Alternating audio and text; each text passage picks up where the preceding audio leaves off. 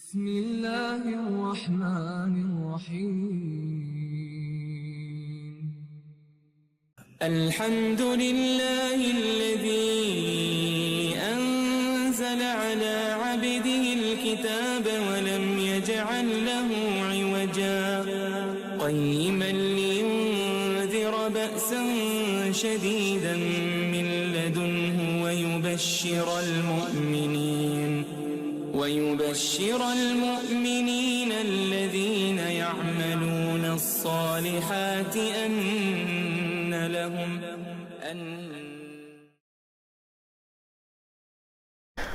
بسم الله والصلاة والسلام على رسول الله أما بعد.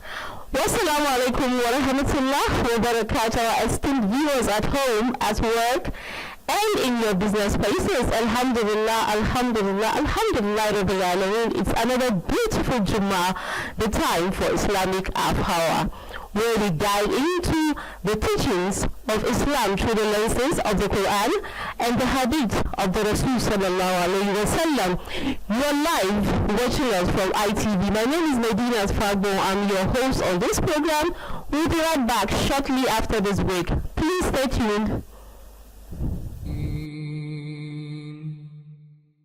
الحمد لله الذي أنزل على عبده الكتاب ولم يجعل له عوجا قيما لينذر بأسا شديدا من لدنه ويبشر المؤمنين الذين يعملون الصالحات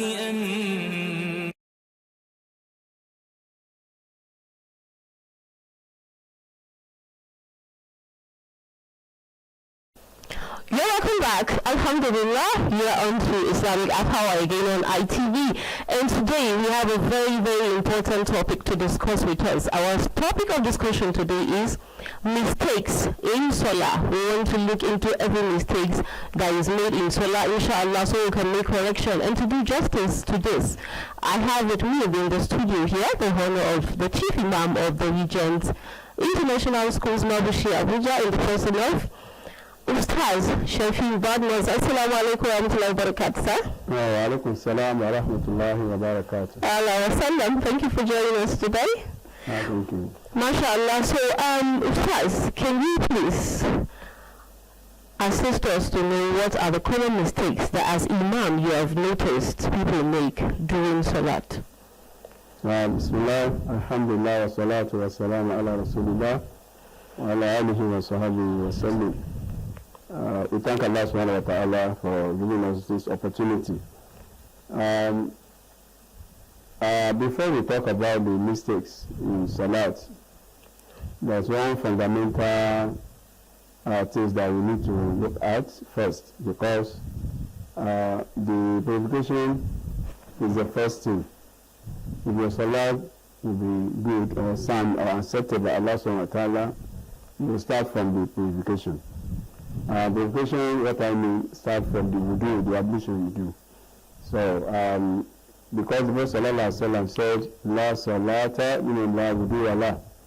There is no prayer for whoever that does not have ablution. If you don't do it perfectly, you praying, that prayer will not be accepted. No. So, we need to look at the purification first. What are the mistakes? The number one mistake that people used to do when they are doing wudu, which is very major one, is for them not to wash where they are supposed to wash in their body parts. Some people, because they want to meet up with prayer, the way they do ablution, they do it so fast to the extent that they will not do it perfectly. And if you don't have ablution, if you join the prayer, that prayer will not be accepted. Even the imam that is in the front cannot cover it for you. So that's why we need to learn about how to do proper. So that one is very, very important. We shouldn't make any mistake in performing our wudu. Then coming to prayer, as Mamun, that is the one that want to follow the Imam. So I've observed that there are some mistakes that we make The first one is how we join the prayer. If we are praying Jama'ah, we want to join Jama'ah. So how do we join the prayer? Maybe the prayer has started already. Some people, they miss out the Takbiratul Ihram. In which some people, because they want to join prayer, they can even start doing their bowing, that is ruku, from the entrance of the mosque, coming to join the congregation. So this is totally wrong. It's totally wrong. So you have to join the row first, then you do your Takbiratul Ihram with all calmness. Then before you do the second takbir to meet Imam where Imam is, the position at which Imam is at that particular time. But if Imam is at the ruku, don't say because you want to meet that ruku, you just say Allah and you go to ruku. That is wrong. You need to do Takbiratul Ihram because Takbiratul Ihram is the first thing for you. And for the intention also is very important. That one should come first. But since intention is not something that we need to utter, so you just have it in your mind. There's no need for you to say, my right to, oh Allah, I want to pray also prayer. No, for you to come to the mosque, you know the prayer you are coming to pray. So that is the intention already. Even before you start the ablution, you have already known which prayer you want to do, whether it is Subuh or Zuhr or Asr. So you joining the prayer, you have intention already. So that intention is also very important. But you do not need to utter it and say, my right to, I'm a Salah, and no, all this. So just join the prayer, the intention is there already. That is the most acceptable way of doing intention in Islam. So come back to Takbiratul Ihram. If you have done that one properly, you are not among those who join the prayer down from the entrance of the mosque and be walking towards where people have already lined up. That is very wrong. You need to join them and do Takbiratul Ihram. Then you do whatever you meet. Because Rasulullah said that when you are coming to prayer, you come with all calmness. Whatever you meet, even if it's just tashahud, the last tashahud that you meet that prayer. It's only the rakat that you didn't meet. So the Prophet said, Fatimni. Then, if it is just tashahud, the last tashahud that they are doing, just enter the mosque with all calmness and join them where they are. You don't need to rush because you want to join. Really when Imam is at the ruku, that is the majority of people where they make mistake of not doing Takbiratul Ihram. So because they want to meet a ruku, because they know that whoever meets a ruku has made a ruku. So they will make sure that they do everything. So you don't do that. So you make sure that you enter. That is number one.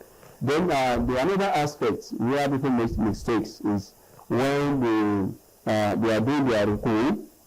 Some people, they don't straighten their back very well because it was narrated that your back must be straightened to the extent that when they put anything on top of it, it will not fall.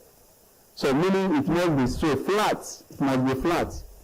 So if you don't have any deficiency, you don't have any illness, you are heavy, you are not supposed to do the thing in a way that your back will not be flat. It will not be flat. It must be flat.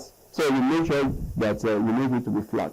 That is how to do proper ruku. And when you are doing that ruku, when you are at the point of ruku, that is bowing, you should be looking at the point at which you prostrate. Okay. So that is the point you should be looking at. Where your forehead will later touch when you do sujood. Then after doing that and coming back, some people also make mistake. By the time they come back from their ruku, they don't wait at least to do the jihad that Prophet sallallahu alaihi wasallam prescribed for us to do. So all those prayers that Prophet sallallahu put in between all the part of our prayer is for us to pray in a calmness way and not to rush our prayer. But some people, as soon as they come up, some will even be doing competition with the imam. That when imam say, Sami Allah al-Rahman, you see them follow the imam immediately. And what is proper for us, if we are following imam, we allow imam to say it last, and he must have done his own raising of his head from bowing. before you do your own. Not that you do it together with Imam. The same thing when you are going for sujood. Don't go together with Imam. Let the Imam be at the sujood first before you go and meet him. Because that is what the hadith says. That Imam, we put Imam to be at the front so that people can follow him. When you do ruku, you do ruku. When you do sujood, you do sujood. Not that you do it together with Imam. This is another mistake people are making while we are praying. Then in doing your subhanallah as well as Allah, some people too, you will not even know when some people are praying, exactly when they are praying alone, if they are not praying behind the Imam. You won't know whether they even say it at all. Because the rate at which they will go to sujood and come back, you even be thinking that this person didn't say anything at all. So at least on a normal this thing, at least you must spend at least 5 seconds. When you do your ruku, at least 5 seconds before you come up. The same thing when you do the sujood. So this is another area where I have observed. Can I come into the issue of the Subhanallah al-Azim and Subhanallah Allah? Some people seem to think that once you are behind the Imam, you don't need to say anything but Fatiha. No. It's only the issue of Qira'ah, in the issue of recitation. Even in some madhab, that is another school of thought, they even say, like Imam Shafi'i, he said that it's even compulsory for the Ma'mun, the followers, to also recite Surah Al-Fatiha in all their rakats. Even if the Imam recited or recite loudly, they are supposed to also recite their own.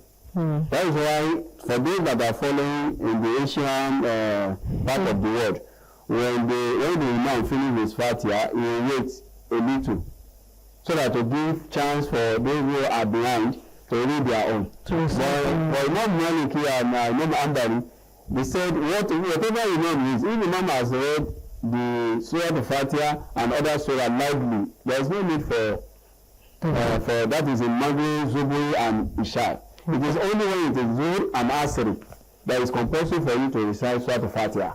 Everyone, you don't back on what Imam is reading. So you need to read your own silently. But if it is loudly, so you listen to what Imam is reading. So Imam's Qira'ah is your own Qira'ah. Okay, so what about the recitation of Fatiha now? You know, some people read, they recite with the Imam. Are they supposed to recite with the Imam or after the Imam? Then the issue of Zuhur and Asr that is silent. How would you even know when the Imam is reciting? And for Zuhur and Asr, you recite as soon as Imam, as soon as you are at the position of standing. No. When Imam has already allowed Akbar to go to the Quran, and you do your own, you start. You don't need to wait for Imam where Imam is. But the only thing is that as soon as Imam finishes his own Surah Al-Fatiha and read another Surah and you go to Ruku, you should not say that I have not finished my own until I finish before I go and meet Imam.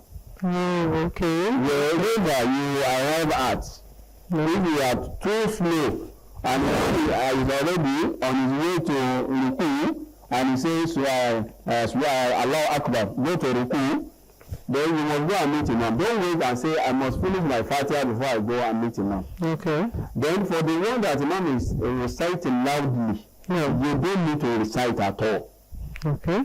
So that is the one I explained earlier on. That is only the school of Imam Shafi'i that says that it is compulsory that recite Surah Al-Fatiha. And that is why where they follow Imam Shafi'i, the Imam will wait after finishing Surah Al-Fatiha.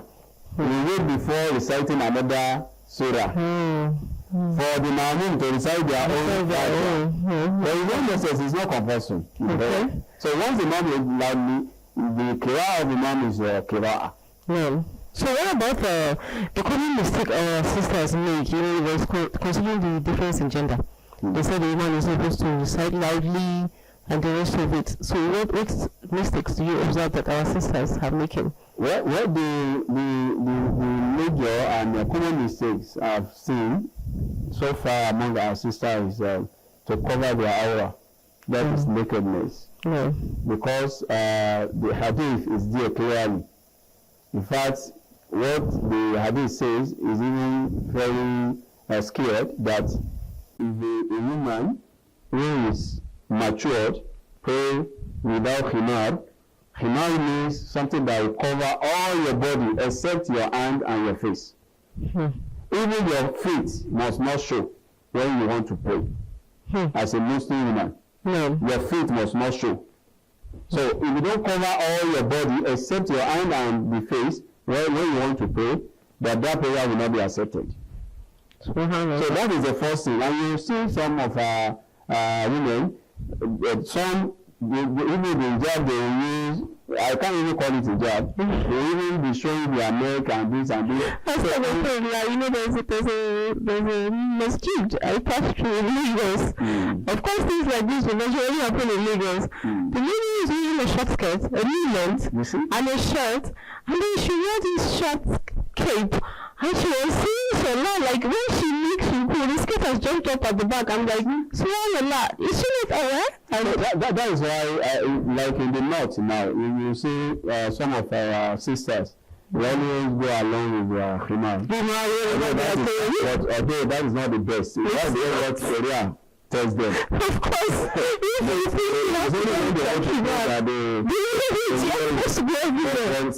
it's still better than those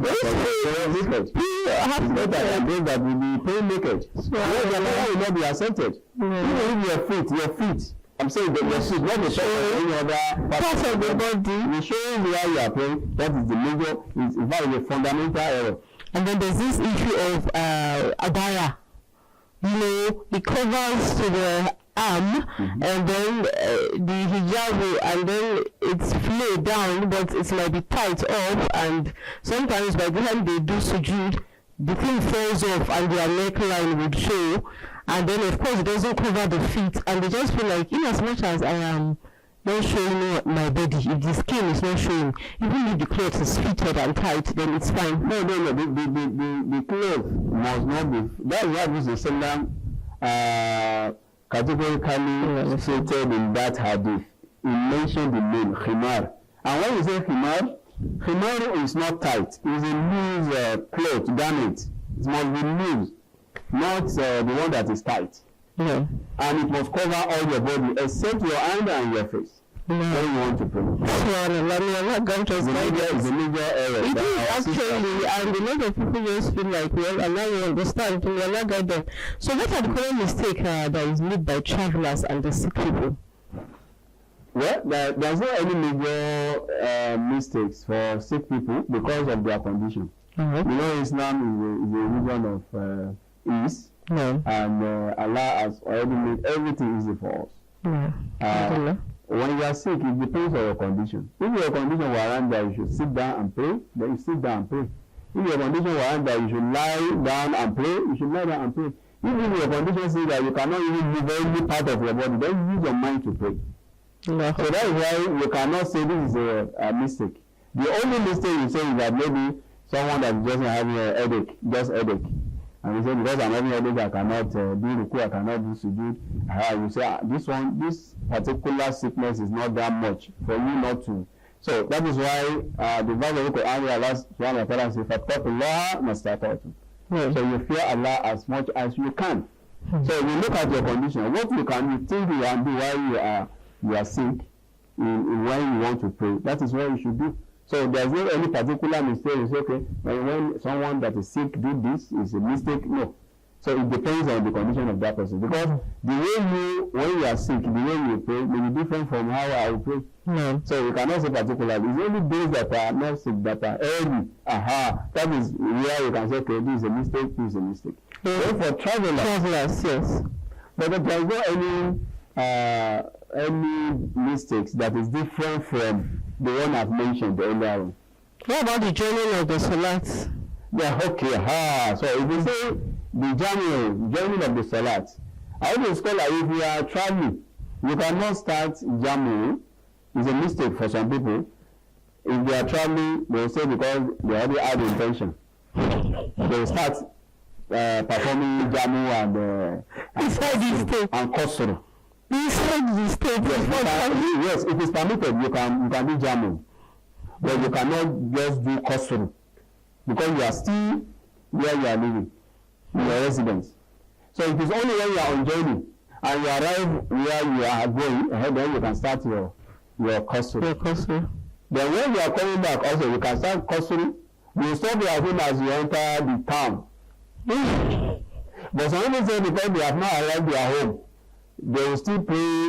Because some will even go to their mosque. Yes. To their mosque. Before they arrive home, they will go to their mosque and perform custom. When they want to enjoy that custom. Now no more travelers. If you have entered the town. Well, the fact that you're tired, the fact that you're tired, you know that you know the this is why you are on the journey. So you can stop over and do the custom and jam it together. before you enter your town. Yes, you don't enter that time. So that is what. Then another thing that I don't know. I want to say this based on the hadith I've read so far on doing kosuru and jamu. You know, some people when they are traveling and they stop by somewhere, and when maybe the imam is mukim, that is the resident. Yes. So because they want to pray kosuru and jamu, they will not join the jama. Yes. Because they have to pay to I'm not saying that one is acceptable. Okay. Because what is generally accepted is that if you are a traveler and you are praying behind the resident imam, so you complete your prayer with the imam. But if they are finished, they are Jama'ah, and you want to pray your own. So you can pray your Jama'ah also together. So then how do you join it if you're behind the imam? When you finish with them, then you can come and you can pray your, maybe for Zuhr, for example. Then you can just start your immediately after they have terminated their own. Okay, another thing. You can pray. But when you are praying now, it will be two, because you are praying alone. You are not praying behind them. Okay, so there's this saying, common saying that when you want to join solat and it is Zuhr and Asr, you have to delay the Zuhr towards Asr. No. You can do Taqdeem or you can do Ta'khir. Taqdeem is when you want to pray Zuhr and Asr at the time of Zuhr. No, time of Zuhr. You want to pray the two together. No. Or you delay it till Asr. Okay. That is Ta'khir. So you delay it, you pray Zuhr and Asr together. No. So it is actually acceptable. Yes, acceptable. Both ways, yes. Okay. But now it will now determine how you program yourself. So like for example now, maybe I'm traveling now, maybe on commercial vehicle or whatever, or even if I'm driving and I'll see a mosque on my way at the time of Zuhr, then I can just stop over and pray my Zuhr and Asr, then continue my journey. Or maybe I didn't see any mosque, I didn't see where to pray at all until Asr. Okay. So I may delay down my Zuhr till Asr. Okay, it's actually understandable. So it depends on the condition you find yourself. Alright, mashallah. Then is there any mistake people make when it comes to trying to get kufur, during salat? Like where do they stay at during tashahhud and maybe doing recitation, bowing, everything? You see, to bring khushu' in prayer. The first thing, because that is what Allah subhanahu wa ta'ala, even when Allah is telling us about the believers in Surah Al-Mu'minun, alladhina fi salatihim khashi'un. Allah mentioned khushu' there. So it's part of the qualities of the believer. So our prayer should be the one that when you enter the prayer, you forget everything, you don't think of any other thing, you don't do whatever, you don't be among those that the shaitan is stealing from their prayer. Where the Prophet ﷺ mentioned that in one hadith. And it's when you are looking around, you are looking here and there. So shaitan is stealing from the reward of your salah. So now if you want to bring that, like one scholar said, if you go and try to know the sunnah of prayer, all the sunnah, if you know all the prayers, all the adhkar that you are supposed to do, because at any position you find yourself in prayer, there must something you must say. So if you concentrate on what you are saying, for example now, you want to enter prayer and you say Allahu Akbar, there is a adhkar you need to say before you start even Fatiha. So when you start Fatiha, you follow the Fatiha you are reciting. Then you recite another surah. Then when you go to Sujood, Ruku, you say something while you are in Ruku. Then when you come back, before you go to Sujood, there is something you must apply in your face. So if you are concentrating on all these adhkar before you do any any of these parts of prayer that you are doing, then that will not will even reduce. I'm not saying totally you won't think because shaitan is always with us, but it will reduce that distraction from your prayer. It will reduce it. Mashallah. So finally, what about doing, tashahhud? Where do you stay at? Is it on your finger where you put your forehead? Throughout salat, is there a specific place we're supposed to stay at, or you can decide to? Like there's what we call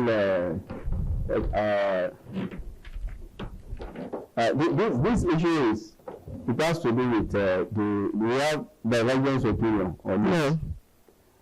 But the one scholars emphasize on is that when you are doing tashahhud, you look at the finger. But some say you can still be looking at the point in which you do your prostration. Yes, do prostration. But the scholars, majority said is that you look at the. All this is just to give you concentration in your prayer. No. Yes, so that you concentrate. Because if someone is doing tashahhud and you are looking up, that is when you see someone passing by. That's when you see somebody laughing, somebody doing this. So that will distract you from the prayer. So lastly, I want us to talk about when you see an impending danger when you are on salat. I don't want to sit there and finish your salat. You can just take your ease. When you see any danger, even if it is not going to happen to you, if it will happen to someone else. So you are supposed to terminate your prayer to protect that person. Okay. Not to talk of yourself. Another person. That you see that, like maybe a woman, a mother that is praying now, and you see your child moving towards one very boiled hot water, and you are still saying, because I'm praying, you need to terminate it and go and carry that baby. Take care of that child. Mashallah, Jazakallah khairan. Thank you very much for joining us today. And our esteemed viewers at home, this is all we can take today on Islamic Half Hour, and we had the honor of the Chief Imam of the Regent International Schools, Mabushi Abuja, with us, Ustaz Shafi Badmos. Jazakallah khairan. Thank you very much for joining us. And our viewers at home, that's all we can take today. Please join us again next week, same time, same station. My name is Medina Fagbo, and everybody in the studio says to you, Masalam.